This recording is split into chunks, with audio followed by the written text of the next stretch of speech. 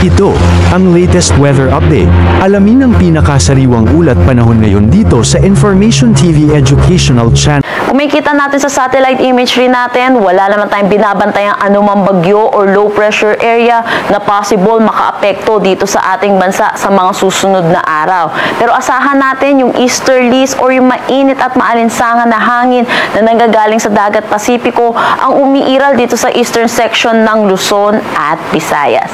Dahil dito asahan po natin yung buong kapuluan po natin ay makakaranas ng mainit at maalinsangan na tanghali hanggang hapon na mataas ang tsansa ng mga panandaliang pag-ulan sa hapon at sa gabi dulot ng mga localized thunderstorm. Mataas po ang tsansa ng mga pag-ulan dito sa eastern section ng ating bansa, particularly Cagayan Valley, Aurora, Quezon at Bicol region, dulot po ito ng easterlies.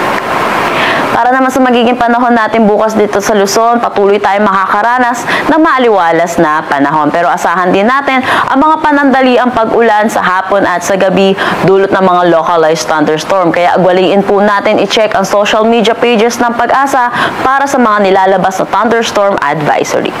Agwat ng temperatura for Metro Manila, Legazpi at Lawag 25 to 32 degrees Celsius, Tugigaraw 24 to 33 degrees Celsius, Baguio 17 to 23 degrees Celsius at Tagaytay 23 to 30 degrees Celsius. Para naman dito sa may Eastern Visayas ay asahan po natin makakaranas sila ng maulap na papawirin na may mga kalat-kalat na pag-ulan dulot ito ng easterlies. Agwat ng temperatura for Tacloban 26 to 31 degrees Celsius.